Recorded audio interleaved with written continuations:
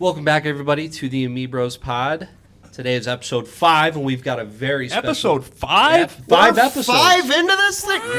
We're 5 into this thing? 5 episodes. 5 in, 1 more to go, boys, and we can call it quits. No, show's we hit over. 100 subs, baby! We hit Hey-o. 100 Hey-o. subs! 100 We're subs! The channel survives. We've got a very For fun now. episode in store for you guys today. And with that, cue the fetchin' intro.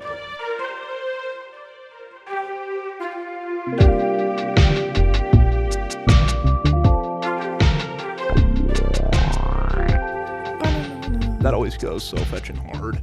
New- The fetching intro. New ultimatum for our crowd. Have to get to 200 in the next 100 days. No, I'm not going to do that. We're not But gonna stress what about we that. are going to do is we're going to start us off with some games. Oh, I always love opening up with some games. Everybody here... except Invented for- Games by Austin. Did you have a game, Sean? No, I don't have a game. Okay, so everybody here except for Sean has a game we're going to be playing. Okay. My game, it's a unique one. Nobody look at my screen. My game we're going to be playing is I'm going to give you 5 movies. And what you guys are going to do is you're going to guess or you're going to rank these 5 movies based on how much money you think they made. Oh. Okay. So- Okay. Rank these movies on how much they made in the worldwide box office. The Okay. first movie I'm going to give you is Joker. The second movie is The Lion King. The third movie is Far From Home. The fourth movie is Beauty and the Beast. And the fifth movie is Black Panther. So All the originals, right? Yeah. All the originals. So, no, The Lion King is not. The Lion King is the live action. And Beauty and the Beast? Or is that the the Beauty original? and the Beast is also the live action Beauty and the Beast. Okay. I'm just going to go out on a whim and say Black Panther is at the top, or at least number 2. I would say you're probably right on number 1 on that one. Okay. Far From Home is probably number 2. No. I think you guys are. By the way, which one did you say was number 1? It's either 1 or 2, and I don't know if my boys agree with me, but Black Panther. I think that one's number 1. I think Dave's on the right track with that. I know one. that one made at least $1 billion. I Yep. think I can agree with you on I that. bet all of these I'll just say made over $1 billion. Oh, fetch. I would say the live action Lion King, you guys are underselling the popularity of Lion King. So I would say the Lion King is probably number 1. Okay.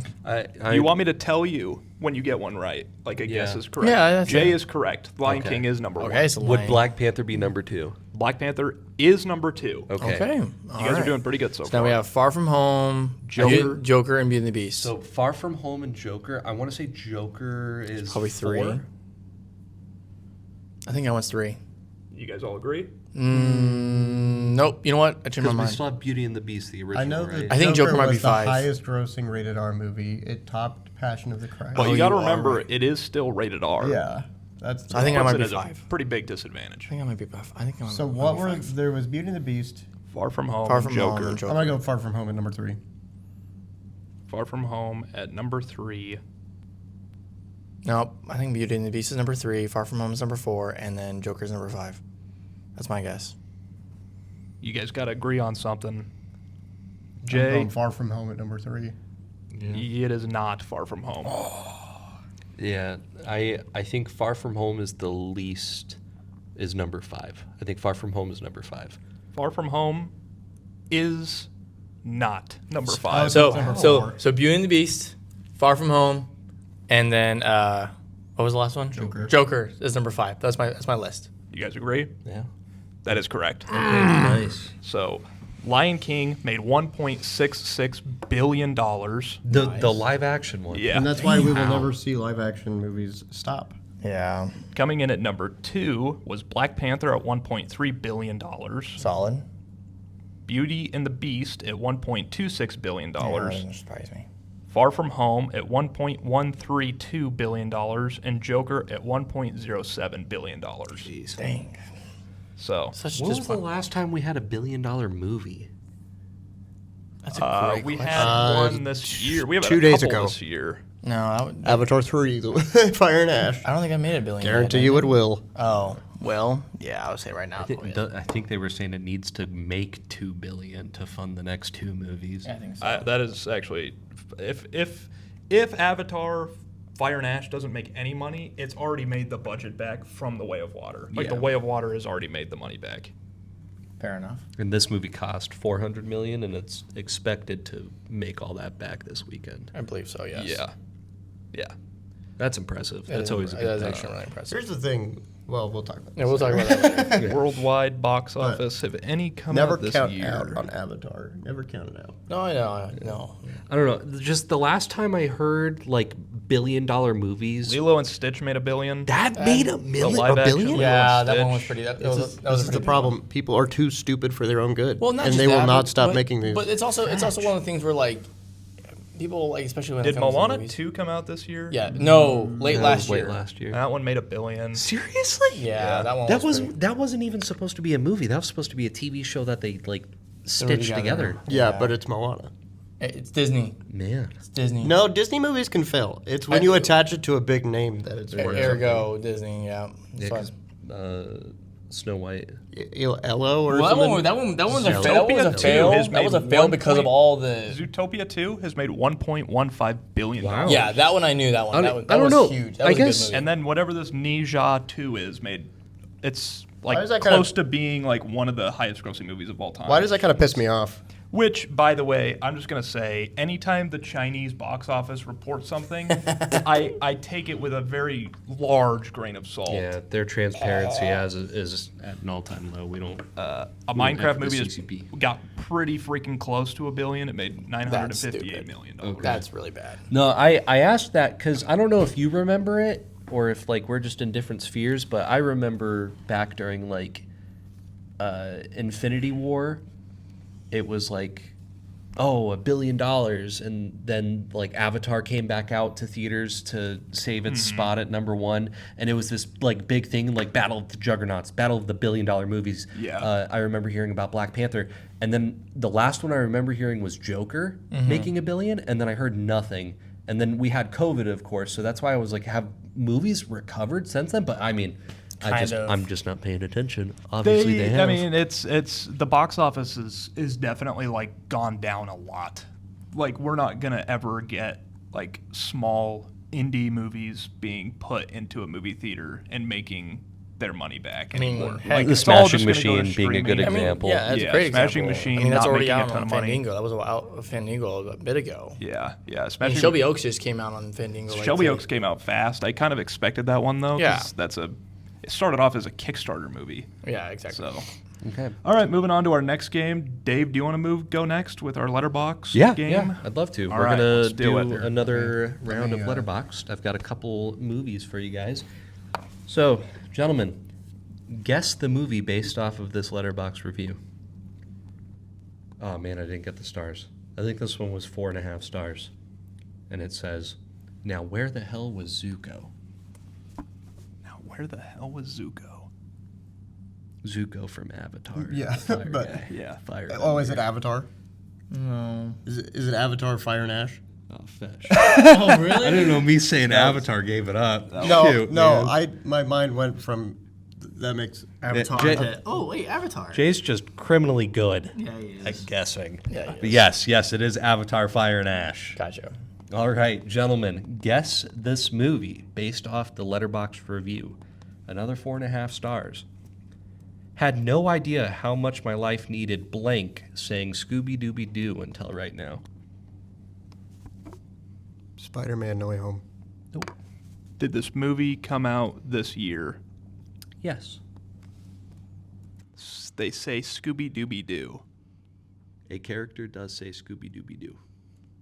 The only movie that I can think of that came out this year that said that was Benoit Blanc in Wake Up Dead Man. Is it Wake Up Dead Man? Ding, ding, ding, ding, ding, ding. It is Wake Up Dead Man. Correct. Oh, yeah. It was Wake Up Dead Man. All right.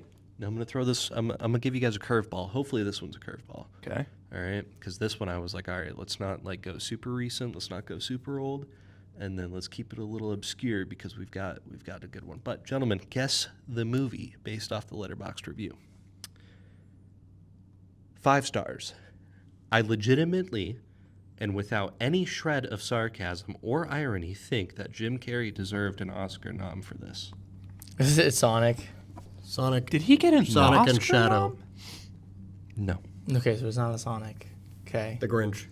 Yes. The Grinch. Ah, the that's it. Grinch. That was literally He the first got one an- that came. What, for makeup and costume No, design? he didn't His get acting one. was It's amazing. somebody saying they believe he should have. I think you should have. It was indeed the Grinch.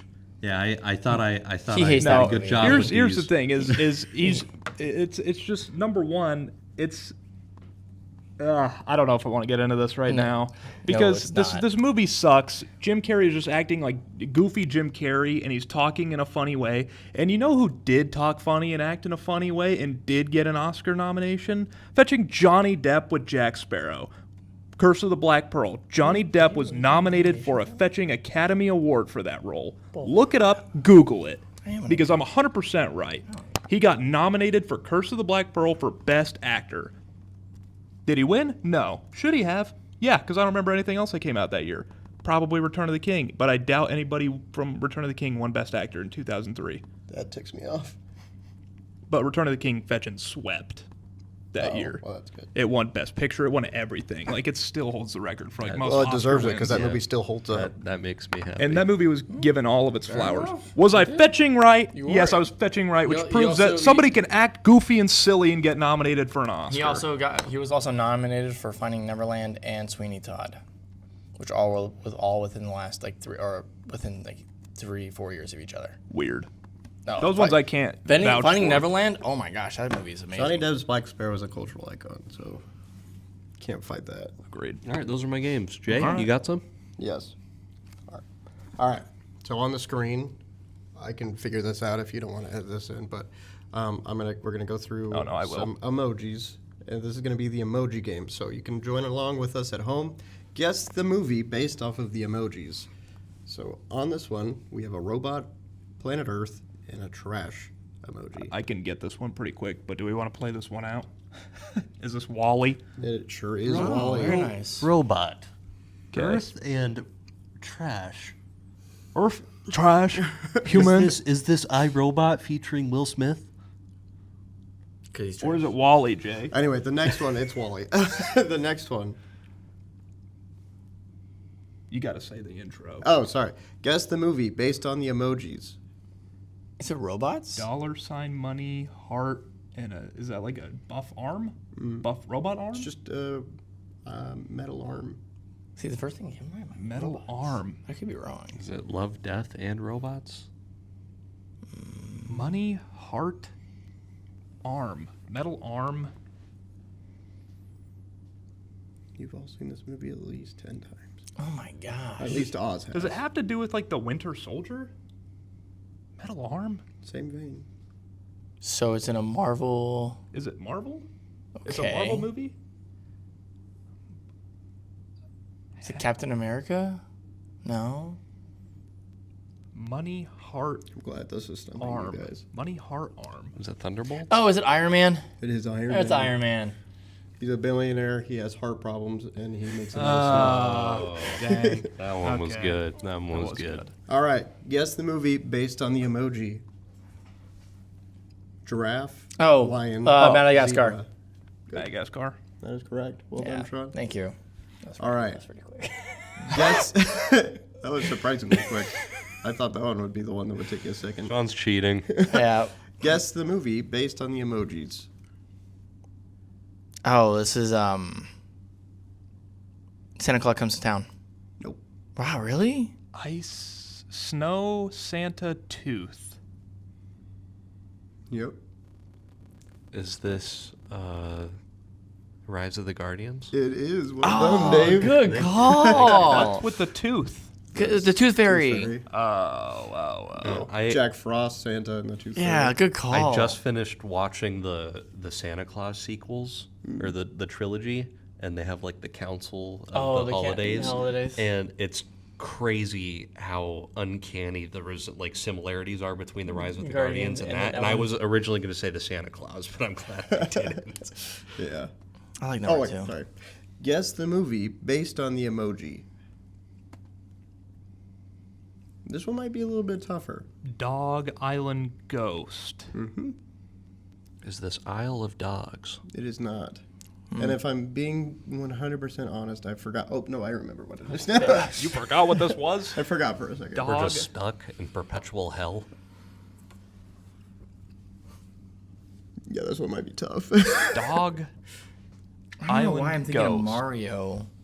Nothing to But do with that's not- Mario. that's Is it Definitely not. animated? It is not animated. It is Okay, a live action. A live action. What's that movie with Tom Hanks where he talks to a volleyball with a face on it? Wait, and wait, No. wait. But Castaway Is this a good is guess. this Pirates of the Caribbean 2? It is not. Dang it. Live action? I thought that's what Is that it one. a recent movie? No. It Is was it the first Pirates of the Caribbean? Nope. It was recent enough to where it is a 2000s movie, Oh my gosh. but early 2000s. Early 2000s? Dog Island Ghost. Would you like a hint? Yes. Oh, Yeah. is it? It's a Scooby-Doo movie. Oh, Scooby-Doo 2! No, it's not Scooby-Doo, This just is the the original first Scooby-Doo. It's the first Scooby-Doo. live Fat action Scooby-Doo. Oh my God, dude, that how'd was you on get an that island. one? That was solid. That was good. That was a good one. That was a good one. Hey man. All I'm gonna say is anything Yeah. Scooby-Doo and James Gunn. My guess, my hint would have been he's a very big director right now. Okay. Okay, I don't know if there's another one. I think there is. Oh, there is one more. Okay, guess the movie based on the emojis. Frog, crocodile, devil. Oh, this is Frog, crocodile, Oh my gosh, what's that? devil? No, it's a princess. Princess and the Frog. Mm-hmm. Yep. Nice, Sean. And I Thank you. think that Nice. was it. Nice. Sean, I'm noticing you get these kids movies a lot I faster. watch kid movies a lot. Leave me alone. I think I Hey, might let's cut just move that. on. Let's move on to the next section. I think I All might right, cut Oz, that what's- joke. Wait, what's going on next? What do we got next? Okay, next up we got Sean's Christmas recommendations. We got Damn. 5 days left, Shawnee. We got 5 days. So make them good. Make them good. Make them count, Absolutely. Okay. We are starting with, well, technically there is only 4, but we have 4 movies left. So on the 22nd, you'll be watching A Christmas Story. This is a really good, solid classic that a lot of people currently in our day and age may or may not have watched. buddy. Yeah, because TBS isn't around anymore, and they're not playing this 24/7 Yes. I anymore. remember when we were kids, this would play non-stop. But TBS would only play this movie. But on currently in Christmas. today's day and age, a lot of people don't know about this movie, so I really recommend watching this one with your kids. The next one is A Wonderful Life.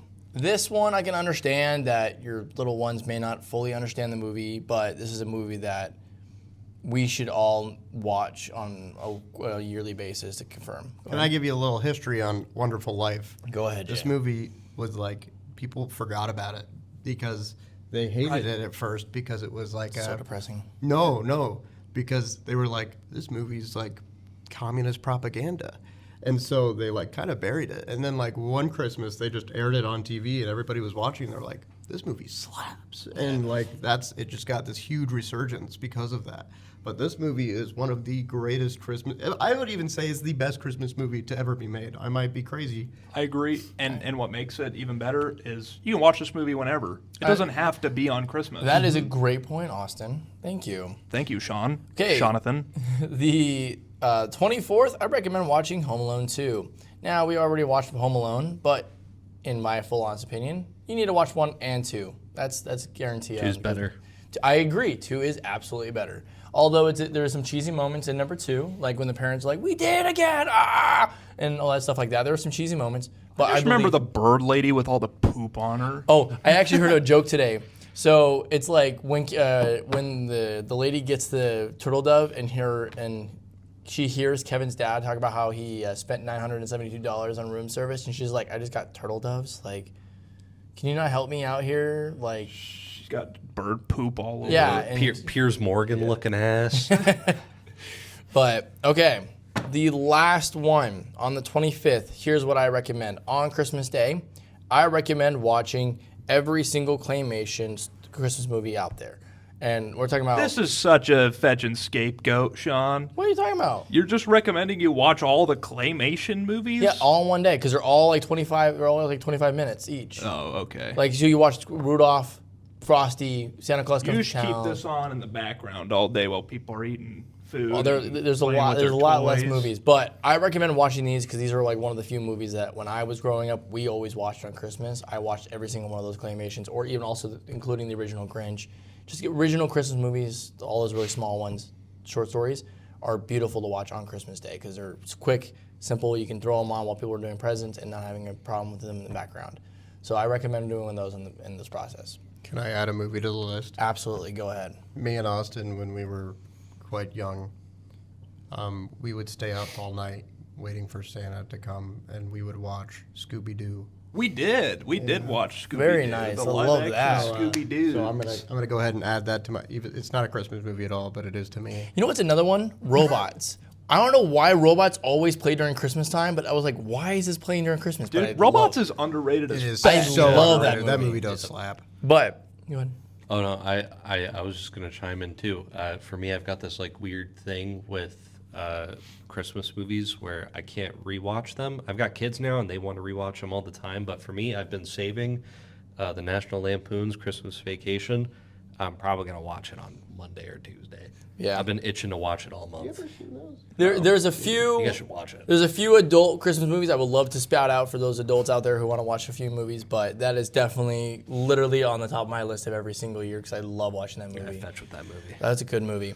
But those are my Christmas. I recommend watching those for Christmas. And then if you need additional movies, let me know, and I'll be more than glad to give you guys more lists. Comment let 'em- below if you need more Sean Let them know in the Rex. comments. you want- Also, comment down below the weird Christmas movies that you watch during Christmas that aren't Christmas related at all. I want to hear those. See, from now, but what I do now, I actually have Bob's Burgers because they have all the Thanksgiving and Christmas movies or episodes like on a big list. So I just watch those like constantly throughout the holiday season. Those are just great little For a fun. while, like the Star Wars was like every December we had like a Star Wars movie that we go see, and I freaking miss that. I do miss having too. a Star, even if it's not like good. Like Yeah. I miss having a Star Wars movie I to agree. go watch. I agree. Like from 2015 on, we had like Force Awakens, then we had Rogue One, and then after that, I think it was The Last Jedi. It feels like Yeah. they're afraid to make a Star Wars movie, and I I don't know. wonder It's almost like why. we've hated every one that Yeah. they put out. But imagine there's a different kind of magic going to the know, movies.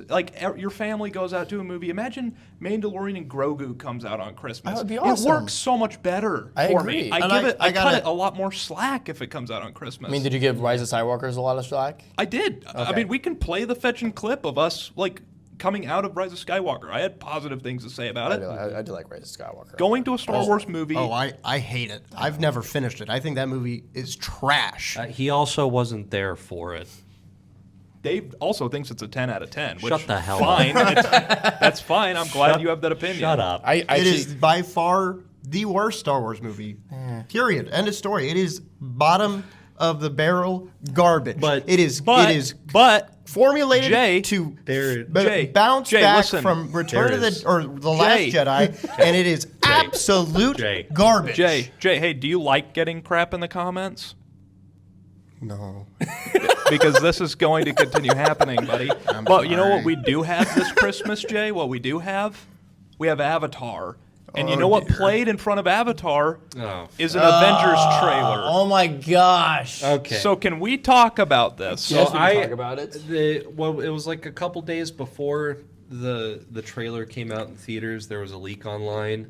And Hang on, let's back it up first. Okay. All right, we all right. hear online that we're going to be getting an Avengers trailer playing before Avatar Fire and Ash, right? We hear with, this. With that, there's a base level of some degree of hype.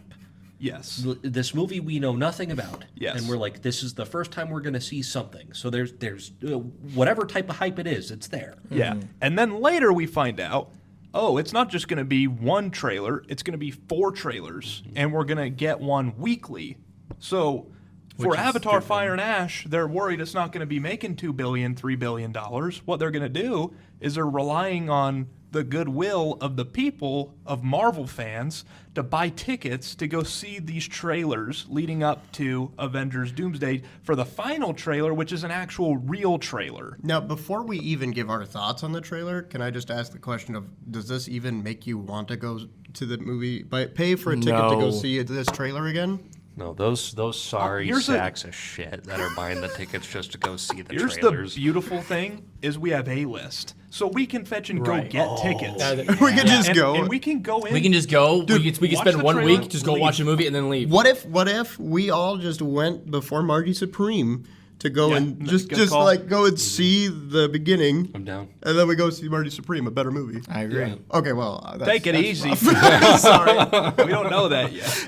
But here is what we also want to do, because if we go see it in IMAX, there's that Odyssey, like 10-minute teaser. Is that where it was? Yeah. I was wondering why it Ooh. wasn't playing at the beginning. I was a little Yeah, disappointed. it's only in IMAX. It's only IMAX. Okay. So, Can we I have to can I go- get a ticket to IMAX with A-list? Yeah. Yes. Yeah. Dude, You this can is slowly becoming an A-list ad. Yeah, it Yes. is. A Three of us list, have it. A list. You know what? Yeah. Get us Right? get us on your payroll. Oh, you we can got go. you. We all have it. So to answer your question, Jay, does this make me want to go? No, it doesn't. It doesn't. Because everything that I hear about this movie just cries desperate. And then this leak comes out of what this trailer is going to be and what it is, and it becomes even more desperate. And Dave, you can go ahead now with your story. Yeah, so I saw some rumbling online. I downloaded the video and sent it to our Discord and just asked everybody their thoughts. Oz thought it was AI generated.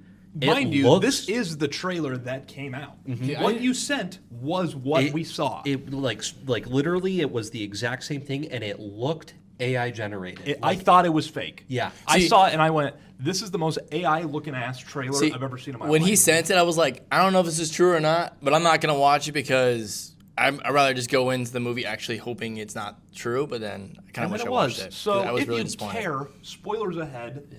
In 3, 2, 1, they got Chris Evans back. Why? So Why is Chris Evans back?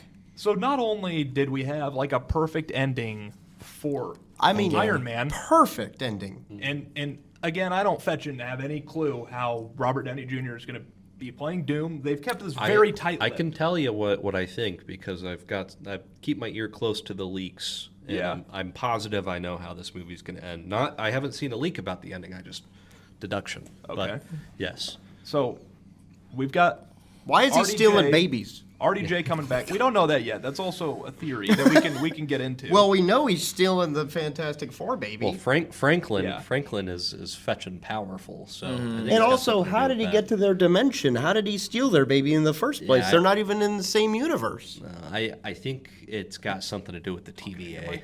I'm so annoyed. I would say I was really annoyed I'll of. be this way. I think I was really annoyed about the fact of like what the trailer was. I went into this like, oh cool, and then all of a sudden it's like.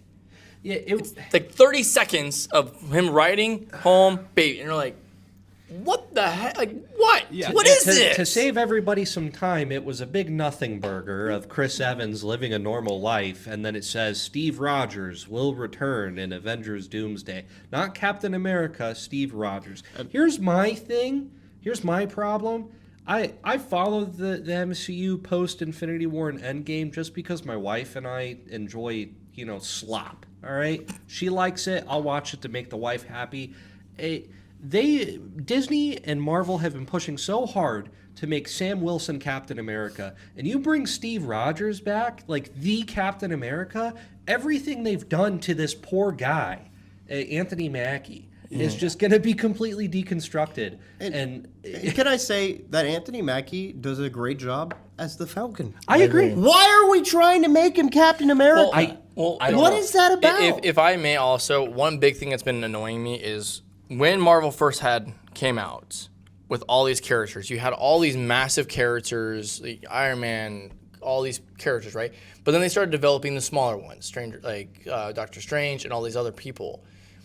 And then as soon as they did Endgame, they started trying to develop new characters, but realized they weren't getting anywhere. So now they had to bring back nostalgia back into it just to get movie. And it's like, Because- either build it so off new ones or knock it off. What happened, Sean, was there was that whole thing that went down with Kang, and they were Yeah, really it- trying to do this multiverse Right. thing, and they had to make a last-minute pivot. No, I get that. That's why it's not paying Wasn't it because off. like Ken beat his girl or Something like It that. was a domestic violence.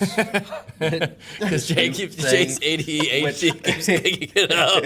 I'm pretty sure he was like exonerated on I think so, almost too. all the charges. Wait, so he got what? Yeah. He lampooned his career over nothing? No, No, Disney Disney lampooned did. him. So basically, anytime there's an allegation, you're fired immediately on everything, and then even if you're, told that everything's good, it came out that he you're was done. defending himself because his girlfriend was the one who was the aggressor. We don't have to get into it because that's just too much drama. And another- stuff. But he didn't do anything? No. Are you serious? But Disney won't hire him back because of the allegations. Yeah, That's they just how it already made a works. pivot. They're gonna try and play this off like, oh, it was gonna be Doom the whole time. No, it wasn't. No. Wait, can I give you guys my my impression of that one person that clapped during the trailer? Oh, the three. Oh my god. There were. Yeah. It was so sad. It was so sad. There were like a handful of people in a full movie theater clapping. I feel like maybe even a few And then people one guy left. coughed. I should have farted because it was just silent. That would have been Like funny. nobody cared. Nobody did cared. anything. It's like, imagine like falling this far. Because again, we're proving the point that I forget who said it. It might have been Tarantino, which again, he says a lot of stupid things. Yeah, But- like he attacked. Paul Dano. I'm not getting No, into that. he attacked my boy that plays Shaggy. What's his name? Oh, yeah. Matthew Yeah. Lillard. You could go after all those other schmucks. That guy is a gem. And fetch you, Tarantino. All right, go ahead. But anyway, Tarantino said people aren't going to the movies for the actor. The age of actors is dead. They're going back for the character.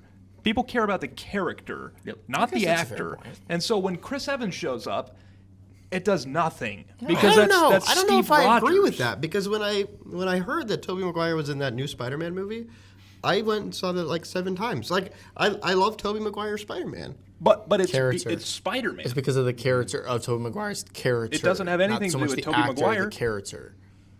You care because it's Spider-Man. But I wouldn't have gone to see Andrew Garfield's Spider-Man if they paid me. I would have. I would have. I did go, and we did Once. go.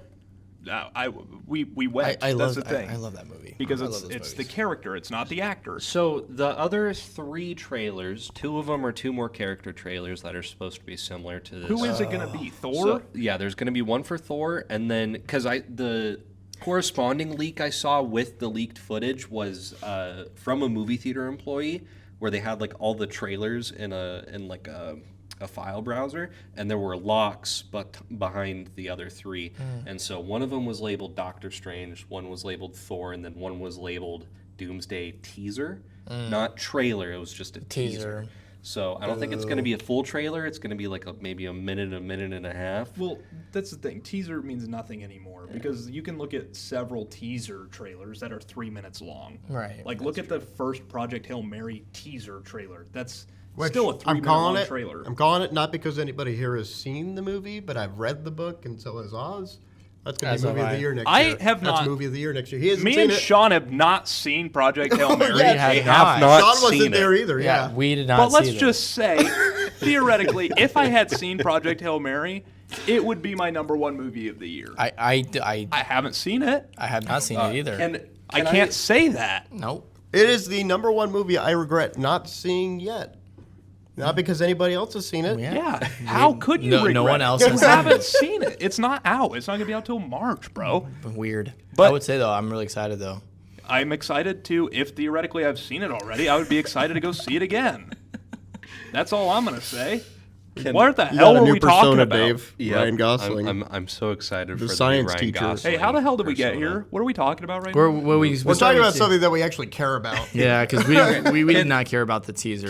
Can I tie this stupid Avengers trailer talk off with my theory of how the movie's gonna end? Yes, Yeah, please. go ahead. Like, cause I just wanna coin it now. Like, I wanna put a timestamp on it, a year before the movie comes out.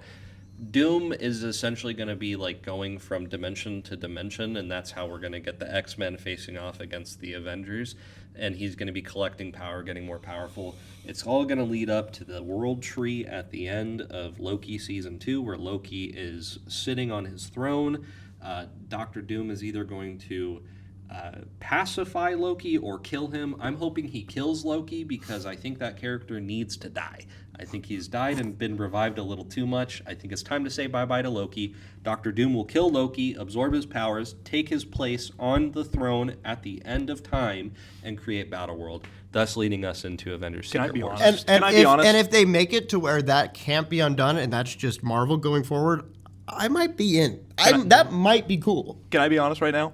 if somebody came in this room, put a gun to my head, and said, "Give me what Dave just said. Tell me what Dave just said. Say it again." I would say shoot me in the fetching head because I already can't remember what you said. That's how little I care about this. A hard reboot for the Marvel Universe might be what they need. Once you started talking, my brain, not willingly, it just shut off. Also, before we leave, Don't explain it again. I'm not. No, I was gonna say the trailer for a super early trailer for the Spider-Man movie leaked at the same time, and there was Sadie Sink's character talking over a bunch of scenes of Spider-Man reenacting famous comic book covers. And I'm pretty sure Sadie Sink's character, she is playing Jean Grey. We are getting our first X-Men character That's actually in a good Spider-Man casting. movie. I'll give him that. That's a good casting.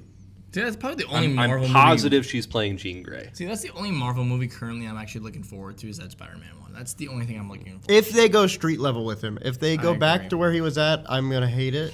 No, I won't. I'll probably love it. I'll be honest. But Yeah, everything I've seen about it, it's street level. yeah, which is going to be exciting. I want it to be like Kingpin or somebody along those lines. Just New York City Spider-Man. That's all I want. Isn't he supposed to be connected to the Punisher as well? I did hear theories about that, or is that disconnected? I hope not. I don't want anybody else. I just want Fair Spidey enough. going up against street level heroes. Maybe a Daredevil tie-in, but not Daredevil himself. I just want some fun Spidey. No, whatever Daredevil Born Again season 2 and that Punisher special are going to set up, it's going to be directly tied to the Spider-Man movie coming Fair out enough. also next year.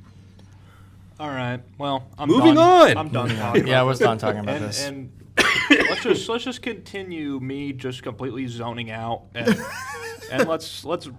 we're gonna go through the superhero projects that came out this year and we're gonna rank them worst to best. Can we just shotgun blast the first two because I don't want to talk also about these very much. there are some things in this list that should be theoretically on this list, like the new season of Invincible, but only Jay has seen.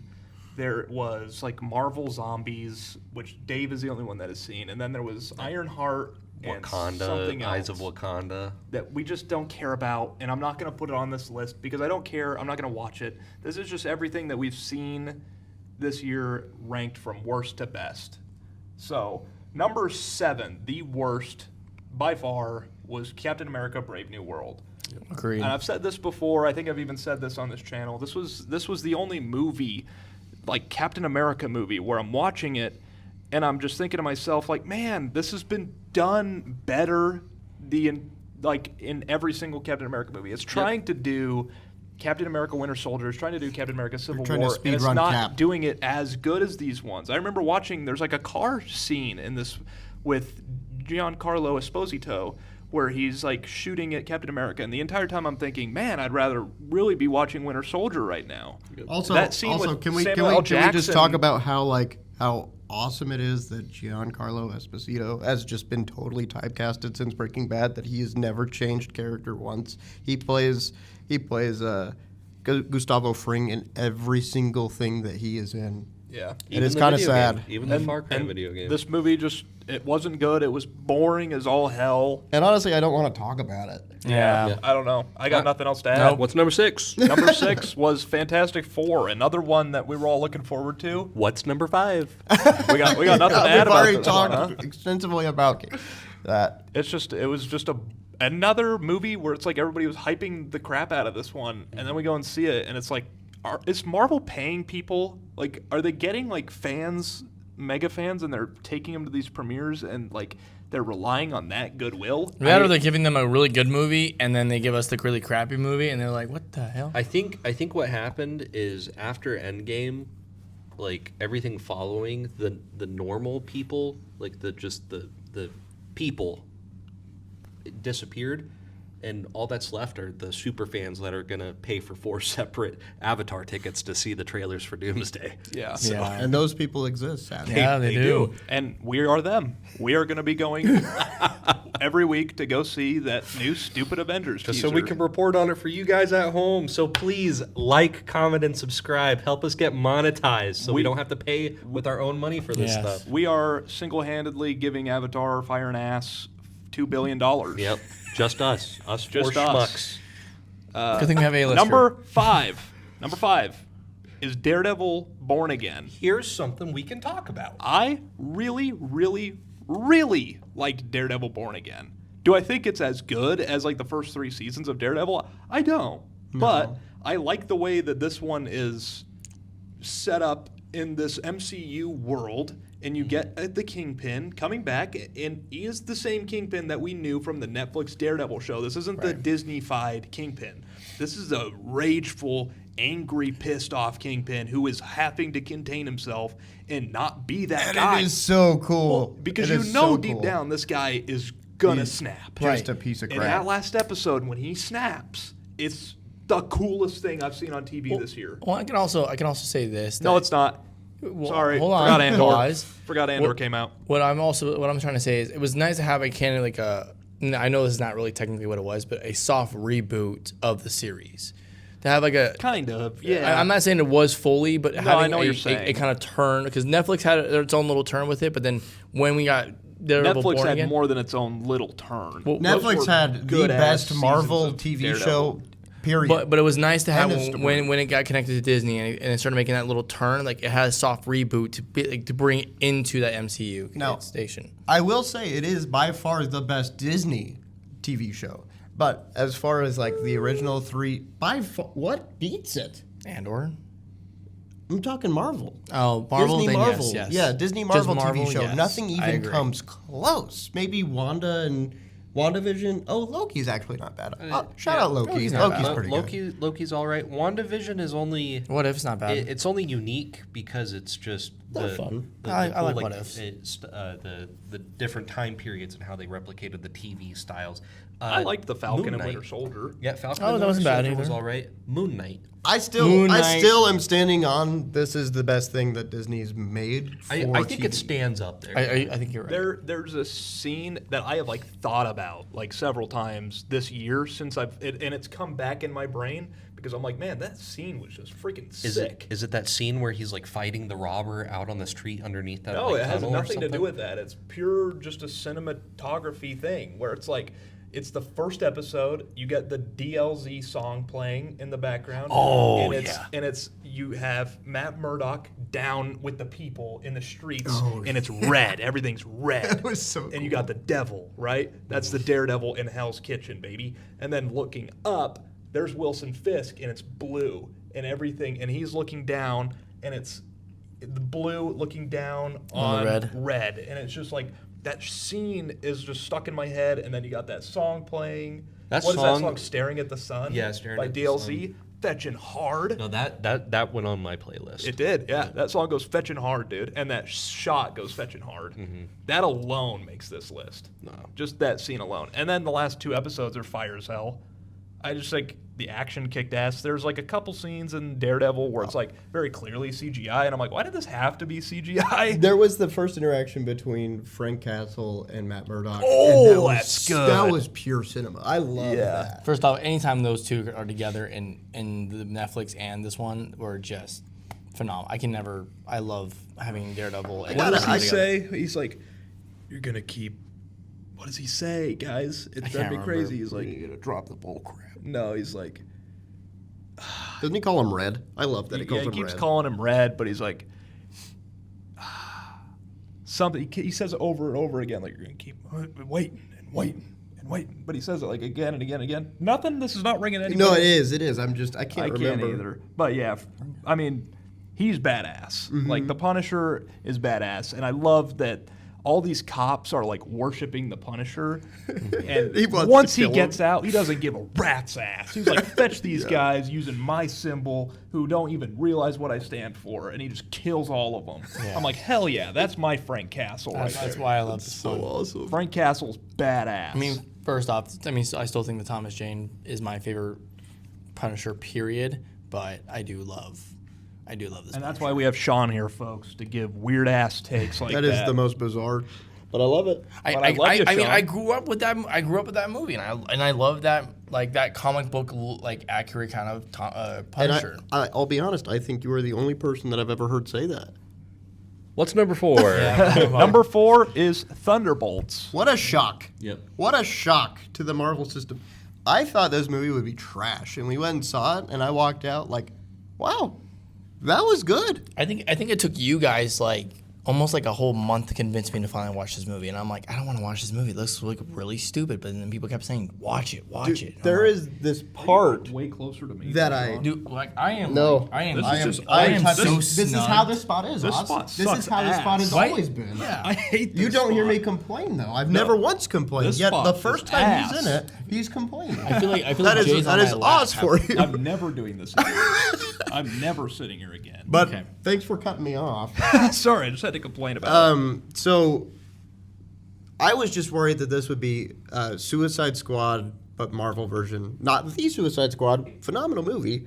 In fact, probably top 3 favorite DC movies ever. No, the crappy one with Will Smith. And it's not crappy because of Will Smith. He does a fine job. But where was I going with this? Oh, yeah. The Thunderbolts is not that.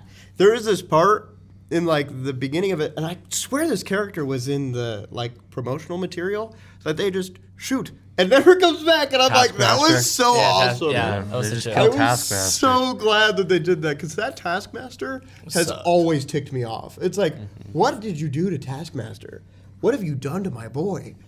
But anyway, I love this movie. Yeah, they changed it. Then they changed it into a girl and then execute her like almost immediately. Yeah.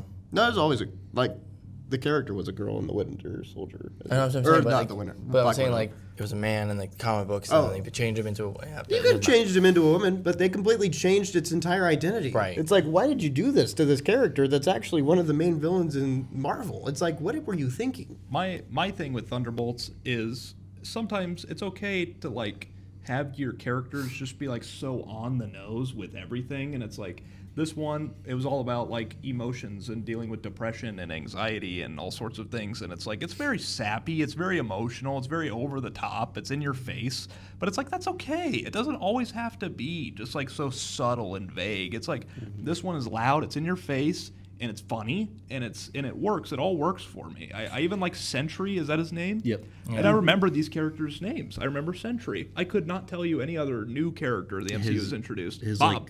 his Bob. dark version was the Void. The Where Void. he was just yeah. like instantly deleting people, like the girl, where it's like, oh, they're not gonna kill the girl. And oh man, and I think I said this. Did we review Thunderbolts or did we just talk about I it? think we just talked. I think we guys talked about it. Yeah, I love watching superheroes save people. And that's what Thunderbolts has a scene at the end where they're just saving civilians. They're just saving people. And I love that. Do you love it when they save squirrels? Yeah. Leading us into number 3, baby! Superman. What a phenomenal movie. I love this movie. It's the best. It's the best. Nobody did it better. Actually, 2 things did it better.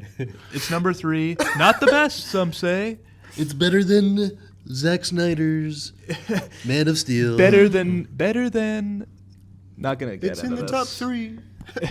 Yeah, Superman. James Gunn, Superman. Number 3. That's with this movie. We got to see it pretty early, We did. and I'm glad we did. I Because loved we it. were ahead of the fetchin' hype, baby. This Yeah, is we what were. started this channel was It Superman. was a Superman review. And I'm glad. Superman's a great place to start. And everybody else that came out of that movie after just solidified everything that we said. And it's like this movie, it nailed everything that a Superman movie should. It humanized Superman to a level. It brought him down to earth because Superman for so long has just been this like godlike superhero that you have to treat with such reverence, which is what I've said this. I was worried about that with James Gunn directing Superman. I was worried it was going to be Superman worship.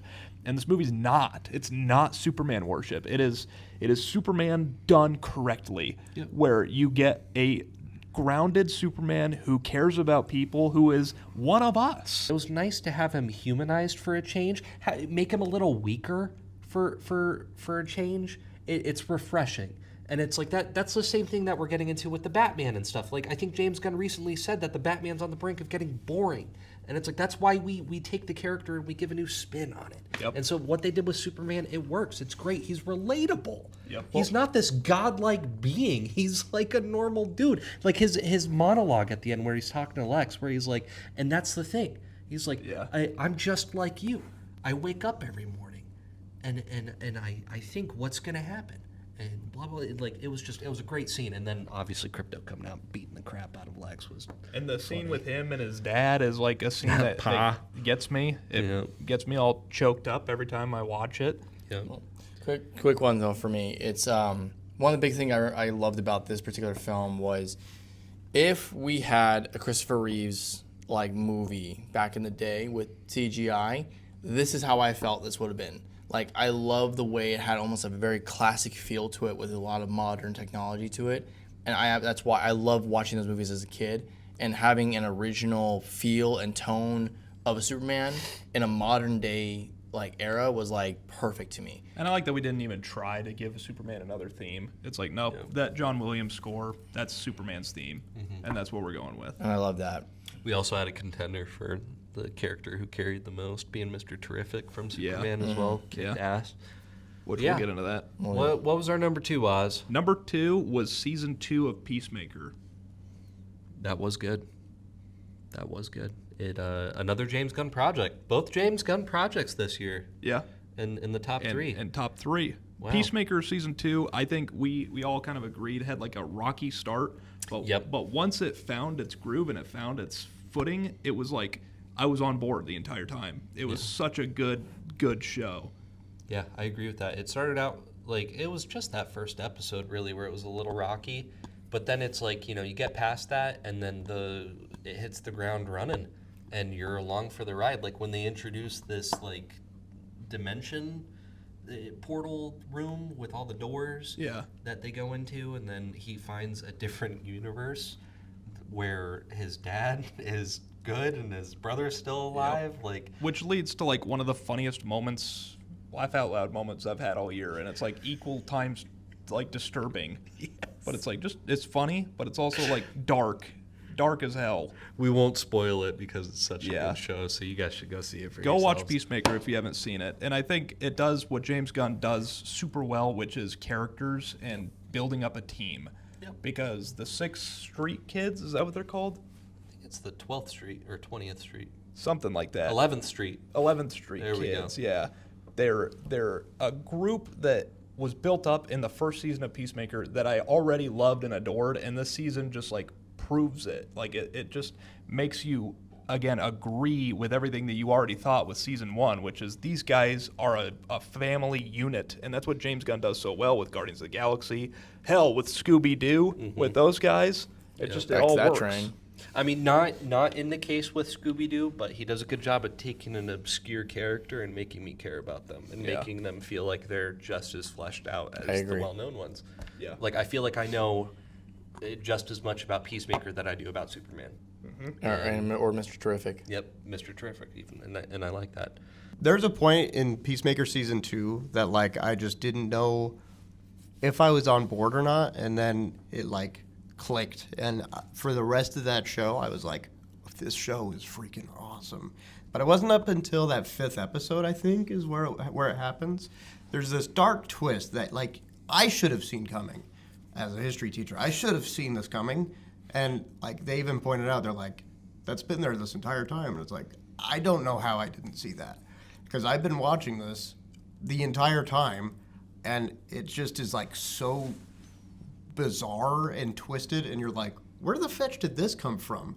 I loved it. Ever since that 5th episode on, the show just goes How many up. episodes were there? 8? I got it. 5 episodes to get to that thing? Yeah. I think so. I binged this show. I waited until it was pretty close. I think I waited until the finale was coming out, and then I binged the whole thing. And it plays pretty close to like a movie. I mean, the episodes are fairly short. I remember some of them being only like 35 minutes. Which we need to normalize that. We need more shorter shows, because I am sick of having to sit down for an hour at a time to watch a TV show. 30 minutes, great amount of time. Boy, for a this show. is such a good discussion to have, because I just strongly disagree with you. I agree with both. I think there's a time and a place for hour-long television, and like, well, I'll derail it a bit. But like Andor, for instance, having hour-long episodes because it's a slower-paced thing and it's got to build up that tension. But then in Peacemaker, it worked out in those shorter Can episodes. I just disagree with you there, because that first 3 episodes didn't need to exist, and it felt like they were trying to meet a quota. You could have cut those out. The show would have been perfect if you had those spread out over 30, 40-minute episodes. Honestly, that show slaps at the fourth episode. Slaps. Love it. My two favorite shows of this year are Smiling Friends, 12, 15-minute episodes.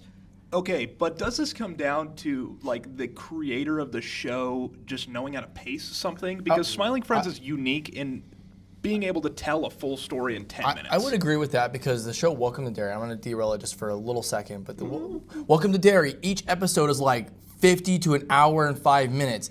And each episode, I am locked into almost the entire episode, and it keeps you locked in the entire time. There's pacing to it per episode, but the fact that each episode is an hour and something, even though I think the last one's like an hour and a half, and I was like locked in. The show's actually good. I have to say, he is 100% like I am. I was trying to take a nap the other day, and I was like watching it.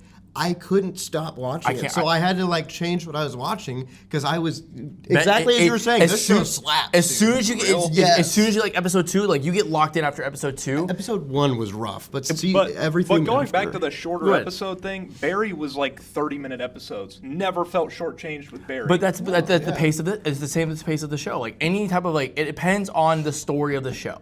For example, I think if we're gonna be forced to wait fetching 4 or 5 years in between seasons, I don't want to be shortchanged and given 30-minute episodes. That's a fair with Stranger point. Things, I want a 2.5 hour long episode every damn time. But that's kind of the point, though. With Stranger Things, you have an better hour and prove some, but you have an hour or so because that's the pace of the show. Oz wants to watch a damn movie 5 times a day. I If don't. you're gonna make me I wait don't. 5 fetching years, yes I do. I want to fetching watch a movie. But if we're waiting a year, 30, 40 minutes episodes are not bad. Gentlemen. yeah, what the hell's number one? Number one. I think we can save this discussion for next week's episode. This was good, though. Number good. one I like this one. on the best superhero projects this year. Which can I just say, all three of us. Sorry, I don't know if Nope, Sean's I still haven't this. played it yet. Sorry, Nope, buddy, I but need- you got to. I need to all play it three of anytime. us. As soon as we were like, "Is this going on the list?" If it is, it's number one, and we agreed it should be on the list. Go ahead.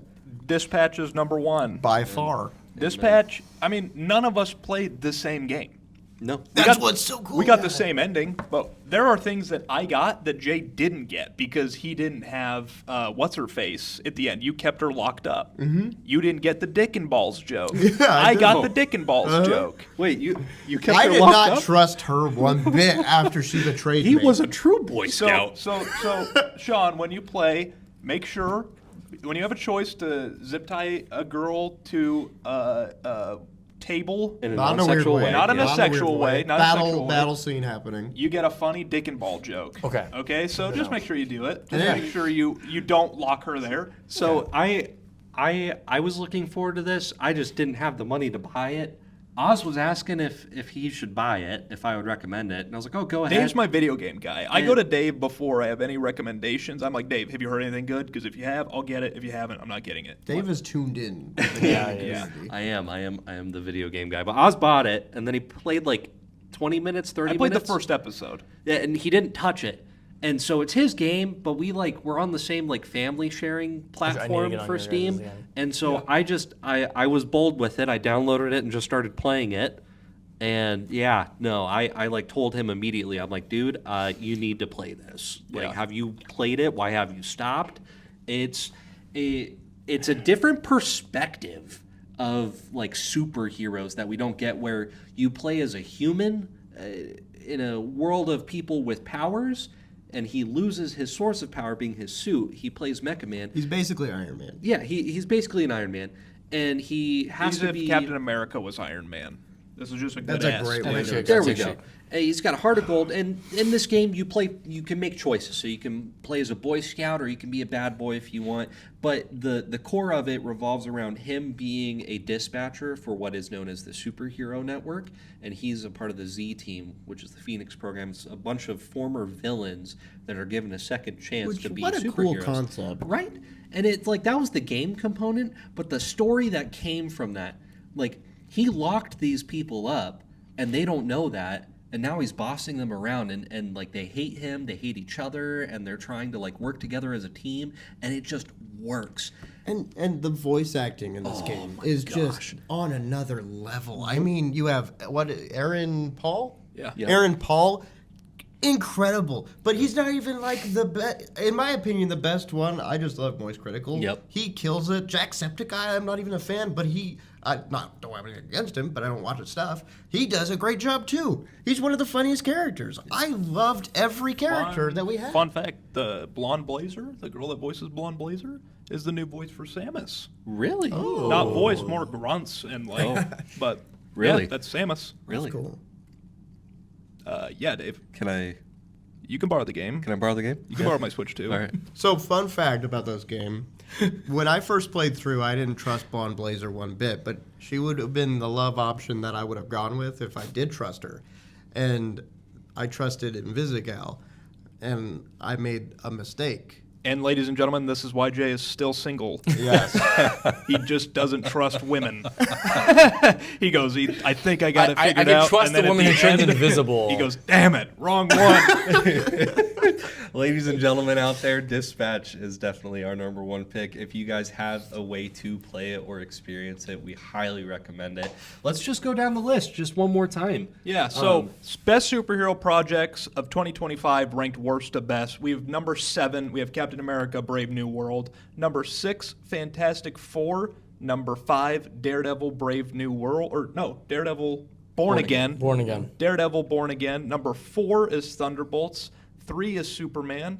2, Peacemaker Season 2. And number 1, Dispatch. And it's a very based list. It's the most correct list. Anybody else that tries to make a best superhero list of 2025 is wrong. And frankly, Unless it's the it's this Amiibros list. So, Yeah. It is the Amiibros So list, which bite is us. the definitive list. And let's take our positive energy here and let's transfer it over to the Avatar Fire and Ash. This is gonna be a review. fun. so I think we Avatar, should Fire start. and I think we Ass. should start with We're gonna keep Sean, this- we're me, then Dave, then Oz. We're going to keep this very spoiler free for the first little bit, and then I need to get into spoilers with this movie. Yeah. And we're Spoilers not need going to to be spend a discussed. ton of fetching time on this because this movie's going to make $2 billion, and there's going to be a billion conversations about this. Right. But there are things to be said, and I think there are different opinions at this table. Yes. So, Jay, what's the order? Who's going first? Sean first, because I think Sean doesn't care very Yeah, much. let's just go ahead, Sean. In my mind, I have always been neutral about Avatar. I've watched every single movie. I watched the first one when it came out, and I saw it in 3D, and I was beyond furious that I watched it in 3D because it absolutely gave me the biggest migraine on the planet. That was my first 3D movie experience, and I've always been mad about it. might be why he doesn't like Avatar. That's part of it. But then I went back and I watched it again on a normal screen, and I'm definitely gonna go watch Fire and Ice or wow, my brain is Fire and Ass. Fire and Ass. I'm gonna go see it again in IMAX or Adobe this week without 3D because I need to watch it again without it. But to my point, I felt like I watched number 1 and number 2 put together for 3 hours and 15 minutes. Now, visually, this movie was spectacular. Spectacular. I love the visuals of this whole movie. But I felt like I just watched number 1 and number 2 together. That's exactly how I watched. I'm like, I just watched 2 movies put together for 3 hours. And I didn't hate the movie. I didn't love it. I felt like there was a few things that wasn't happening in this movie that happened in the previous movies. For example, whenever James Cameron, thank you. We're having so many James in this conversation. When James Cameron, there's a few things in Avatar and in both of the first movies. When he doesn't want to explain a story, he uses the world's he uses his visuals and his world aspect to distract the viewers of the story, if that makes sense. For example, when they're swimming in the ocean with all I forgot what they're called, the whale things. The Tulkun. The Tulkun, you jackass! Shush. But like they use massive visual things to be able to distract the view. Yeah. The viewers. Okay, go ahead. Yeah. Tell me how James Cameron doesn't know how to tell a story. I didn't say Keep he knows talking. how to. I'm saying he's using he's using visuals to distract and making it slow. But I thought the movie was amazing. I thought the movie was good. I just felt like that was just my personal opinion about it. See, I told you. Okay, I who's like next? it. I will go next. Okay, this movie is a killed you, jackass. this movie is a visual masterpiece. This is one of the most. This is what you go to Avatar movies for. You go because it can only be experienced, in my opinion, in IMAX in the 3D vision, or maybe not IMAX, but at least you have to have the 3D component because without that, you are missing out on the entire vision that James Cameron has. James Cameron is a wizard with the camera. That guy is the GOAT. He is the GOAT. He's the Michael Jordan of movies. You can't top him. You can't. And that's why anytime you can bet on somebody, it is James Cameron. Okay? And I hear a lot of people saying that they don't like the story. I disagree. I thought it was good. I liked the characters. I felt closer to Neytiri. I felt closer to all of the characters. Jake Sully. The only gripe I have is the villain. The villain freaking sucks. We need to get rid of this guy. She was hot. I thought- No. She was fine. I actually thought she was goth- interesting. the I thought she was interesting. It's Colonel Cooch. Corich. I didn't like him. And I haven't liked him. And I'm like, this movie, why did we do this again? And you don't, it just, that was a major spoiler. I'm just gonna put a long beep over what you just said. 'Cause I don't know. I don't think it's really much of a spoiler. I don't think it was a spoiler. Listen, I felt what James Cameron wanted me to feel. I care about these characters now. Do I think it's like my favorite movie of the year? No. But I will say I would be willing to go see it again because it is just it's an experience. And that's where I stand with it. Okay, and now we move on to the reason me and Dave are on opposite sides of the table. And I hate this stupid spot. It's to prevent us from stabbing each other to Yeah, death. but Dave, go ahead, pal. Yeah, I walked out of that theater. I think Sean said it best. I've already seen this movie 2 times before. But you haven't though, because you haven't seen. You want Way a of Water. contender for like the biggest plot armor? Take the entire cast. Like every main character in this fetching movie So has protected. plot armor so thick you can hear them jackass. running around. You They've got fetching fetching shard jackass. plate plot armor, bro. No, they don't. Nobody wanted to and nothing happened, and then the movie it just ends up where we started, and I was like, I sat through 3 hours of a visually stunning movie. The 60 FPS was something else. There was one scene where it went from 60 down to 24, and it was very jarring. And that was my only gripe with the visuals. The visual, you cannot go wrong with the visuals. That being said, I've got a hot take that's going to piss you guys off. I don't think it's gonna piss me All off. right, Let's go. You've got what makes a movie? All right, right here with this. We've got 2 parts. We've got the visuals with Avatar, and we've got the story of Avatar. Okay, there's another movie that's kind of set up similar, where it's known for its visuals and its crappy story. Tron. Okay, I think Tron Ares was a more interesting story than Avatar, Fire and Ash. Fire and Ash. It was visually stunning, and it wasn't as boring. It was not. I can't even participate in this conversation because I haven't seen Tron. Wait, have you seen Tron Legacy? It was not even on the same planet as far as visuals go. What are you talking about? No, dude, that No, movie was shut visually up. beautiful.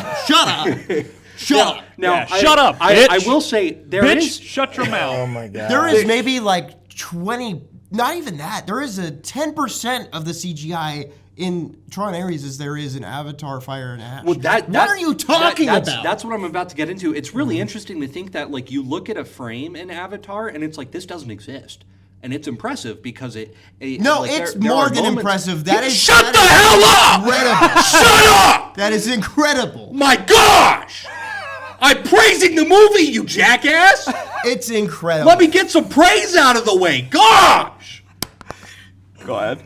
I'm just gonna let you guys battle. It is visually stunning, all right. I was at Jay battling Dave right now. This is not how I thought this was gonna But go. I'm not gonna go to a movie and look at something that's visually stunning for 3 hours. I fell asleep for 5 minutes. And I I had think to that's have a you problem. That is a you my problem. wife had to fill me in on what happened, and I had the same problem with the first Avatar movie and the same problem with the second Avatar movie, because guess what? All Avatar is a glorified tech demo of what man can do with CGI. It's got a subpar story at best that is barely easy to follow, and it's like, if you like it, you like it. You can like it. I like slop, all right? Tron Legacy is a 10 out of 10 to me. Crucify me, all right? But I'm not going to sit here and pretend like I walked out of Fire and Ash and that was the greatest thing since fetching toast. Who here is?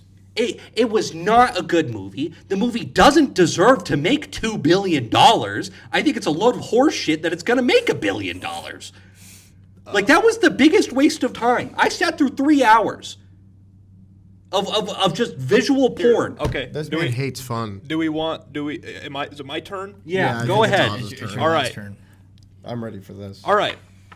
I've been an Avatar defender, right? Some might say he's the only. If there are no Avatar fans left, I am dead. Okay? That is what I've said. I've said this. Here's my thing. I think the first Avatar movie is good. I think Avatar: The Way of Water is a great movie. I think Avatar: The Way of Water, to me, is a 9, very strong 9, close to a 10 out of 10 movie. I love The Way of Water. I respect that for you. I respect it. And I will say this. When it comes to me ranking these movies, it is number 2. It's Avatar: The Way of Water at number 1. And then it goes the first Avatar movie. And then it goes just a step below. I'm going to put Fire and Ash because I have complaints. I'm actually okay with that. And I'm going to say this is I'm going to get my complaints out of the way first. And they're not that different than Jay. I think Korich is a villain that needs to just go because Korich is he's a cornball. He's cringe. Everything that he says makes me like want to die inside. I'm like, man, Korich is just like kind of lame, especially in this movie. We'll save that for a spoiler talk. I also think the Fire Lady is kind of lame. Oh my gosh, I I actually think loved her. I'm alone in this one. Everybody else seems to like the Fire Lady. The Fire Lady is there simply to throw a wrench in everything. Like, she has no real point other than to be a wrench. I think that's what's cool about That's it. if I'm being exactly honest. why I liked her. Maybe to me, I want a villain that's like cool in Avatar, and we haven't had that yet. We haven't had a villain in Avatar where I'm like, yeah, that's the badass. I haven't had that yet. Like a Vader. Like, I need a Darth Vader in Avatar, and the fact that we don't have that yet kind of bothers me. And another complaint is I think that we set up a lot in the second movie, especially with the family unit, that I didn't feel like the family unit was as tight knit in this one. Whereas in the first one, it was like the end of that movie gets me every time, man. Where the older brother gets shot. And he's like trying to breathe in the water, and it's like he can't breathe. And then Loak is like trying to help him out, and he's like, no, everybody is just, they're distraught because it's like you feel the weight of that situation. There's not a moment in Fire and Ash where I felt that. Well, can I make an argument for that? I think it's because you lose the glue with him. I think he's the reason that family was so tight. Yeah, but at the end of that movie, we have Jake Sully and Loak. You know, Finally getting together. they at the end those two are the ones at the end where they're working together, and he's like, I got you. And at the end they're buddies, and they came out father and son. The same thing happens in this movie, and I'm like, why are we doing this again? Like, we had a moment at the end of Way of Water where it's like, okay, these two are tight now. This movie, it's like, okay, we're not tight anymore. We're gonna redo that same thing and make the family unit. And again, I've got a lot to praise in this movie, but the more I've sat on it, the more I've kind of soured on certain aspects, and these are the 2 big ones. 3 if you count the Fire Lady. But everything else that I have to praise is comes down to Zoe Saldana as Neytiri, because this is her fetching movie. She steals this movie, and I love everything to do with the fetching Tool-Kun in this movie, dude. The Tool-Kun are fetching badass. I love the lore with the Tool-Kun. It's fetching awesome. These giant whales, there's a scene in this movie with just the whales, and I think it's in the trailer, where they all come up at once. And it is the coolest shit I've seen in a movie probably ever. When all these Tuol-Kun come up out of the water, and it's just, I was like, holy crap, this is not real. None of this is real. These Tuol-Kun don't exist, but this is the coolest looking thing I've ever seen in my life. And that happens several times in this movie, where it's just like somebody says something that like just gets me jacked out of my fetching mind, and I'm like, hell yeah, I'm on board. And I think that everything to do with what's the girl Sigourney Weaver's character, that whole bit of lore, it gets really fetching weird in this movie, and I wasn't expecting it to get that weird for a movie that is like made for the general audience to go watch and everybody to go back and rewatch again and again and again. It gets fetching It's odd. like Dune level weird. Yeah, like it gets fetching weird. But again, I think that this is not the best Avatar movie, but I'm going to defend it. I'm not going to say it's boring at all. I agree with Jay. I think I would go back and rewatch this again, and I would not be bored. I think you're alone there, Dave. And of all the idiots and all the idiot villages, you stand alone, my friend. No, I stand with Dave on this. I think you guys are out of your fetching And mind. But let's explain let's why jump more. into spoilers, Okay. because I've got a lot to say here when it comes to spoilers. Can I say one thing right off the bat that I haven't heard anybody talk about yet? Go ahead. I love how the human media covers Jake Sully. That is such was a very cool. That real was really cool. and such a cool depiction of it. And I'm like, I buy this. This is exactly yeah. what would happen All here. I was thinking the whole time is like, damn, in Avatar 4, I want to spend a lot of time with the humans. Like, I want to see, like, We haven't done that yet. Set us back 20 years, and let's get the humans' perspective on Jake Sully. Because when I saw his, like, story on the TV, which is, like, just a total side thing, I was like, man, if I was a human, fetch this guy. People for real. hate Jake Sully. And I'm like, this yeah. is so interesting. Yeah, I get that. Yeah, screw Jake Sully. And then I'm like, no, wait a minute. They're not here. They're not the good guys. but for a minute, I was like, yeah, I understand this point of view. That was the main thing I wanted to talk about. I loved that. I was like, this is such a cool thing that I haven't thought about yet. Like, how do we... Were you asleep, jackass? Were No, you asleep? no. You confused right now on what we're No, talking about? The But- scene. Sorry. Go ahead. On the other side of that coin, it was so neat to see, like, there was this other perspective that sees what Jake Sully sees on the human side that's totally disconnected from everything that wants to go and save Jake Sully. And I'm like, that's so human. It is so human. And I loved that. I'm like, this is so cool. I would love to see more of this. Anyway, that was it. That's pretty much all I have to say. Like one standout scene besides like some of the battles that like just is like engraved in my head is when Korich goes alone to the village of the fire people and he like brings them guns and she's like, you come alone, and he's like, actually no, and then he like points to a dude and says drop him, and it just that just drops. I'm like, oh like, that was dope. And it, like that was just like an aura farming moment where he was just like, yeah, drop him, and then just. Which, can we clown on this dork ass for a second? Because all I can think about with Korich in this movie is like, you know, in like a cartoon where like one of the side characters gets like a goth emo girlfriend and like they become the goth emo friend and everybody's like, dude, this isn't you. See, come on, get out of during it. the movie, I was having to be like, dude, this is gonna be like some like goth fire When sexual he cult, walks and I was like, up- I can't say anything right Yeah, now. when he walks up to like the fetching military and like his boss and everybody, and he's like dressed up and he's got the loincloth and he's like decked out in the red and black, and I'm like, this dork ass So, is no, like no, seriously so- thinking that they're gonna like listen to him. And then you still have his buddy but- who's dressed in his normal slacks, and it's like, this is awesome. But this is why I was saying the movie felt like in number 1 and number 2, because Korich became solely, but just for the bad people of the Na'vi, and that's number 1. So he started not seeing the humans anymore as It's actually humans. kind of cool. And then now I would he's say, what's your problem with that? I no. think that's kind of a cool- I'm not mad about it. I'm just saying I guess I never looked at it that Yeah, way. you John.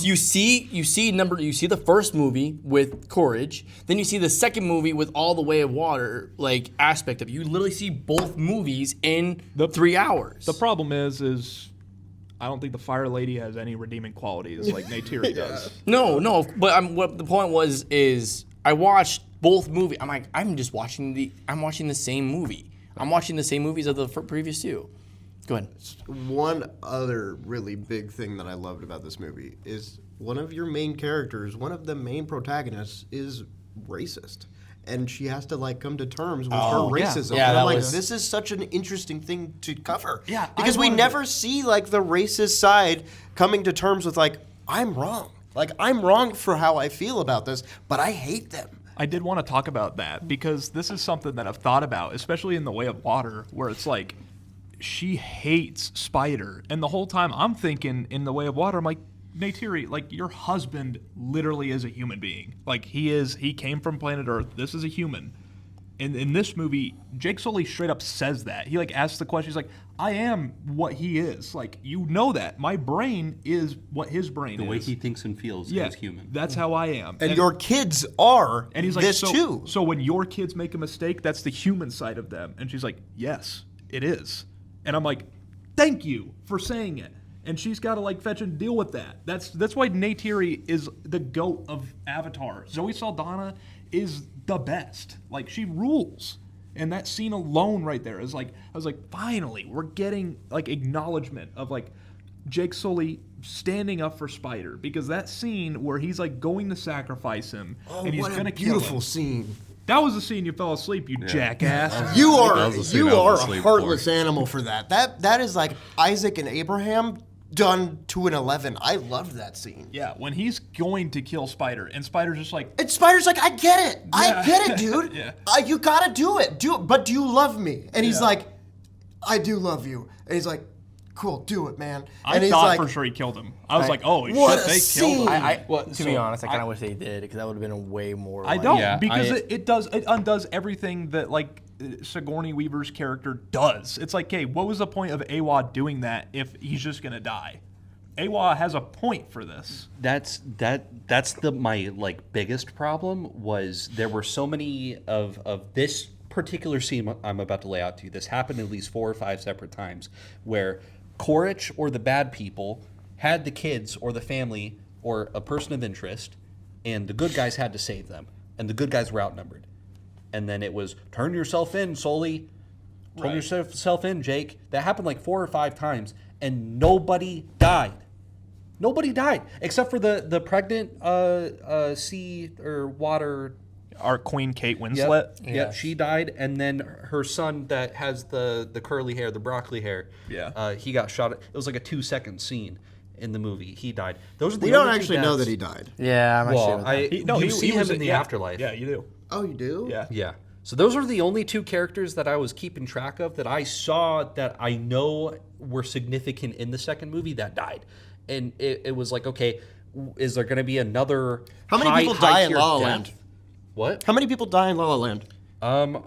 None. How many people die in Empire Strikes Back? Okay, but when you None. no Okay, no okay, when so what is your when point you here? take people and you put them in situations many people where die they're in near Back to the death? Future? So how about this? Would you like me to rebuttal? None. Okay? So then shut what the is hell your point? up. Shut These the hell are up and 3 let of me the give you an greatest example. movies of all time, no deaths. So what is our point? When you take your characters and put them in near-death experiences multiple times in the same movie, it gets old.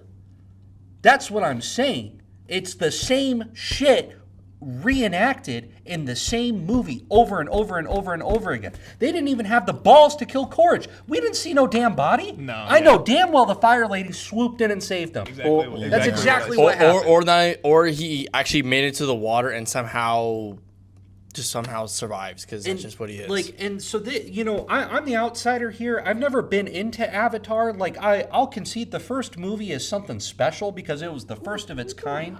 The second movie I wasn't really a fan of. But here's my thing: I'm not gonna label you guys like absolute Neanderthals for liking it. If you like Avatar, go ahead. My gripe with it is it's like, just to me, it's not that special. So I don't have this emotional connection to the characters you guys have. So it's like these scenes stand out to you guys a lot more than they stand out to me. So it's like I wasn't bored of that scene where Jake was going to kill Spider. Like I didn't know that was going on, and so I dozed off before I got there. I didn't fall asleep, and I'm not heartless because I fell asleep during that. Like, I just don't have the emotional connection. So it's like, I'm sure if I was in your shoes, that'd be the greatest fetching thing I've ever seen. But like, for me, like, I just, I almost made a comment like, I removed the wool from my eyes, like, saying you guys have wool covering your eyes. No, that's not the truth. It's just we have two different perspectives on this, where you guys are invested in the lore and in the universe, and I'm just this guy that shows up every time they come out to see a visual masterpiece. And I will agree with you there. This is a visual masterpiece. Seeing it in at 60 FPS, I can't thank Oz enough for buying my ticket, or like the Entourage thing, and having me go, because what a fetching way to experience this movie. Like, I can't say this enough. Nothing I saw was real, but seeing all these different creatures in this world, like, it was made with care. But it wasn't just made with care, it was made with insane skill. Like, my gripe, though, has to do with just the repetitiveness of the story in this movie, and how at the end it feels like nothing was achieved other than a new baby being added to the family. Can I stop you there? Neytiri is come to terms with how she feels with humans. She cares about Spider now. Jake Sully and his son are now, he's like, you're my wingman now. Like, that's a genuine relationship, and if they undo that in the next movie, I'll give it to you. This movie was redundant. I don't think they will, because in the second movie, they did not resolve those plot lines, to me at least. I don't think they did. This movie did those two things, very, very important things, mind you. That moment where Neytiri comes to the realization that Spider is her son, and she is horrified at the decision that her husband's about to make, and she is booking it with all she has to go and save her son. What a beautiful moment. And you feel it. You feel it in that scene. I wasn't prepared for this to be a JV Dave fight. Yeah. No, I mean, this was supposed to be an Oz v. Dave fight. That's how we scripted it. yeah. I just think this really comes down to just the disagreement that this movie was boring and that it was repetitive, because I disagree that it's repetitive in any sort, and it's okay to have like a foil to a character. The fact that I never put two and two together that Quaritch is like Jake Sully's foil, like it does change my view a little bit. Like, I see what James Cameron is trying to do now. If I also may, the last final battle is almost the exact same battle as the end of the first movie, like to a T, just in water. Like, that's how I literally saw it. I wanted to point this out because when I was watching it, and there's that one guy who was helping them with the whale capture, and he like turncoats in this movie, and he's a good guy now, and he's helping Jake Sully escape. And when he does that, I'm like, okay, That's how James Cameron, I have faith in the almighty James Cameron. JC at WWJC. What would James Cameron do? Too far. Every time I hear his name, I just think of South Park. Every single time. When the guy, he has successfully saved Sully, and now there are people that are like trying to kill Sully, Jake, and the other guy is with them. I'm like, come on, James Cameron, don't like kill him and make it like a funny thing. Like, he just saved our boy. That would be the MCU thing to do, is to kill that guy, and now his whole purpose was to just save Jake Sully. James Cameron doesn't do that. He's like, nope, he's going to stay alive, and he is going to go on and do another thing in the fourth movie. And I'm like, thank you, that wasn't just some plot device to get Jake Sully out of there. I mean, it was, but we didn't kill him. And that's where I'm like, that's where everybody else differs. Question: Were there like undisclosed time jumps in the first two movies? Nope. That was a problem I had. So after Spider gets basically becomes like part Navi. Navi, and he's like growing the little tendril out of his head. It goes from like this to this. Yeah, it Those like are recording, right? yeah. That's why I was also checking on my phone. Yeah. Yeah, it is. Yeah, it's recording. I checked like a couple of minutes ago. Plus, I can kind of see him Like somewhat there. it goes from like barely sprouting when they're checking him at the good guy human lab to like he's got like a full-on braid and able to like whatchamacallit.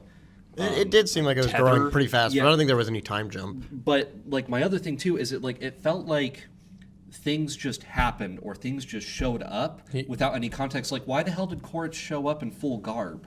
Like full Ash people garb. Yeah, I agree. Like Quaritch again is the weakest link. Well, in because this movie if you think about it in the way he's describing it, you have Quaritch like, okay, let's just do this hypothetically. Let's just say it's like maybe at most 2 weeks. Okay, 2 weeks. That means Quaritch got his goth girlfriend, and then went from a hardcore Marine to a goth freaking Navi in like less than 2 weeks. But we know this whole span was like, if I had to make an educated guess, maybe a few months. To me, I go off the pregnant lady. Well, but that's my time. you also got to remember, Navi pregnant, it may not be the same as humans. It may she be was- longer. It may be shorter. She We looked don't the same know. amount of pregnant the entire movie. Right, but that's the Yeah. point. Is how did his grow out possibly in like let's say a few That days? question is number 1 on Google. Was it really? About 1 year, 1 Earth year. One Earth year. Okay. Look at that. So So Why it's do we possible. know- It could be possibly longer. Well, it's James Well, Cameron. and- but and so I- Yeah, James like, I'm Cameron not- probably has like a whole book on this stuff. This is a genuine question, but like I'm not using this as like like all movies, if they have a time jump they need to disclose them, because you can be really creative with time jumps and not disclose it. But it just felt like there were like unnecessary jumps. there were jumps that something happened and it's like, okay, can I get more evidence that time has you passed? want a longer movie? No. So yeah, that's my thing. It's like, are we? Is there a James Cameron cut of this that's like 5 hours long? Probably. but It blows my fetching mind. I can agree with Dave on this because it's almost kind of the same thing, and I'm gonna slowly go off a little tangent real quick. But with Wicked, the second movie Wicked, there was a lot of time jumps, and it kind of undisclosed. Granted, if you watch the plays, you understand it more. But if those who haven't, you have a lot of jumps and not a lot of evidence between the jumps. Same thing with this movie. When I was watching this, I'm like, knock your block off. do it, do it. Can I Bring it can up I, with can I be Wicked. honest with you? I've watched Wicked 2 twice, and I have never once been confused. I'm just saying. Well, I'm not saying you not have. once. I'm saying a lot of people have though. I'm not saying just you. I'm not saying people in this room. I'm saying, but with Avatar, there was jumps. You're like, okay, well that's an obvious jump, but there was so much. How much time has passed? Blah blah blah blah. And I was like, man, that's kind of a cheap I was jump. never lost. I didn't say it was lost. It was annoying to have jumps. It was just annoying to have like this massive gap of possible time that we have no idea what have happened. So the guys that are complaining about the movie being too long wanted more time. I wanted No, an I explanation think of it better could have been moments. cut better, or there could have been more visual indications that Here, time is Dave, passing. I had this question in my mind. Was this movie's 3 hours and 15 minutes? Oh my gosh, that was. I can't think of a damn thing to cut from this movie. I Not can't a either. damn thing would I cut We're from not this talking movie. about cut. We're talking about the way it was. The cut. Batman is 2 hours and 50 something minutes. I can think of 30 minutes I can shave off of that movie. and you know what? That's the beautiful thing about opinions. Is that No, we no, all no, have no. them. But I'm genuinely asking. Like, and I Yeah. know Don't you change the can subject agree. now, I Dave. know You've been you will grilling agree. us for the last 30 You minutes. can agree that the Batman can shave off the last 20 minutes. I know With- you've with the agreed with me Catwoman? on that. Yes. Yeah. Yeah. What gets shaved in this movie? You want more. You want more fleshed out. What can I shave off of this? The beginning. Yeah. Roulette What from the happens in beginning. the beginning? I hated the fact that you just had like a bunch of flying, and then all of a sudden you had this describing moment of their brother. And Can I want to address the flying at the beginning, because the beginning with the flying, it takes me out. Every Avatar movie starts off really rough for me because I gotta adjust. Like the first 5 flying sequence in the movie, That was such a rough I thing was with like, the I was like, 3D. oh, fetch. I gotta like adjust, and I'm like, it takes me a minute. Same with Way of Water. It starts off the same way, where it's like things flying around, and I'm like, okay, I gotta adjust to the high frame rate. The 3D is gonna take a second. why I like So I'll the give you 3D. that. You need that time though, because this movie is a cinematic experience. It is made to be in 3D. You need a second to adjust before we get into the plot. Because if we start giving plot information while this is going on, you're gonna be like, Fetch, I gotta adjust. And then now they're talking about stuff that I gotta remember, and my eyes aren't quite there yet. And so that's my reasoning, and that's where I'm gonna go. No, and I think it's a totally valid point. I think there could have been like added stuff to the scenes to indicate that there was like something going on instead of it just being the plot. Like, oh, the plot dictates that his thing is going to grow longer.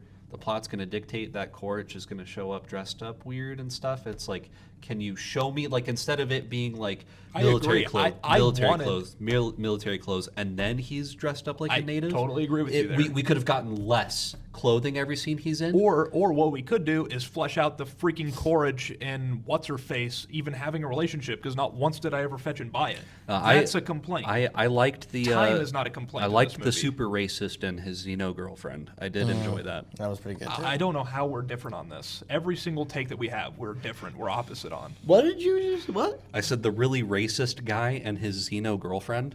I enjoyed it. What does that mean? Talking about Corch? Yeah, Corch is like the most racist man I can think of in these movies, and How is he racist?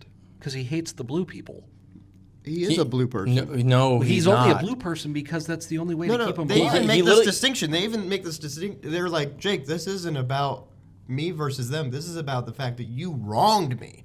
I don't care about any of this crap. You wronged me. That's why we're doing this. I actually enjoyed that portion. I don't think he's a racist. But to fight you on that, Jay, I think that the whole point of like Corich being like a guy that we are supposed to be led to believe that he's got this personal blood vendetta against Jake Sully. Then, dude, you have had so many opportunities to kill this son of a bitch. I'm and not you defending don't Corich, by the kill way. him. I just It's don't like, think hey, he's a racist. I think at the end of this movie, Jake Sully and Corich should have died.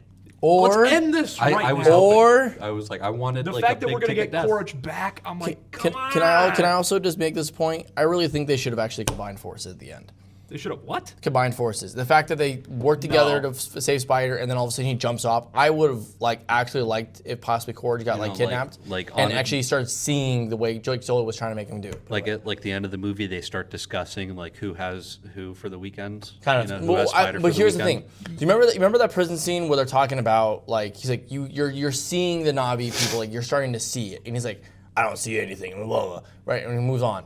But it's like he really does start seeing everything differently, and I would have loved it if it's like, okay, and he's like, Corge is like, you know what, you're right, please show me. To me, That's what I would've loved it. Spider doesn't have a emotional relationship at all to Corich. To me, he has- it's exemplified exactly in the scene where he's like, "Can I have that?"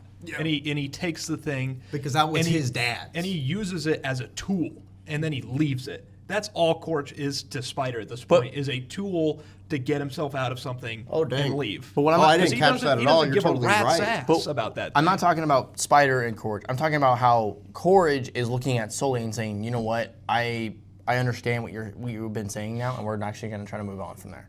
So I think currently the best idea would have been Corge and Sully working together. But Whoa, is my phone even still on? It is. Okay. It is. I think we gotta wrap it up, fellas. We've been talking a long time. I think this movie is gonna be interesting to follow. I'm gonna be curious how much this movie makes. I mean, what the general audience consensus is gonna be of this thing, and it's gonna be interesting. It's a divisive movie, to say the least. But Dave, I think we should wrap it up here. If Can we I give have, a quick explainer of the Amiibros? that's what I was going to say. Yeah, I think yeah. we got the Amiibros Awards coming up. We're going to be filming that next week. Dave, if you want Yes. to break down what this is. All right, so we've it was an idea we had where we just wanted to do like an Academy Award style award show for movies, video games, and TVs for the normal people. You know, you and I out there, us and you out there. And so we've got a couple categories for you guys to vote on. We did kind of come up with these picks ourselves. I have seen a complaint with the people who voted so far that, oh, I haven't heard of some of these things, or I wouldn't have put that on there. So this is the first time we're doing this. Hopefully you guys are okay with the selection. But we've got categories like Best Movie, Best TV, Best Video Game, Best Soundtrack, Biggest Surprise, Best Theater Reaction Characters Who Carried, Biggest Plot Armor, Best Toilet Paper, Most Overhyped, Most Overhated, and Funniest.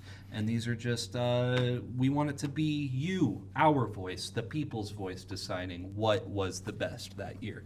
Not some panel of hidden judges that are usually tipped off. Oscars. Yeah, so we'll put the link down below for you guys watching. We want you guys to vote. Voting is going to end on December 26th at 9 p.m. I just threw a random time on there, but December 26th is the day that the voting is going to end. And then, yes, we'll put out the award show for all of your guys' entries. So go vote. Got it. Yep. And yeah, thanks for watching, guys. Hopefully you enjoyed our little banter back and forth on Avatar and us discussing our top superhero projects this year. And we'll see you in the next one. Peace.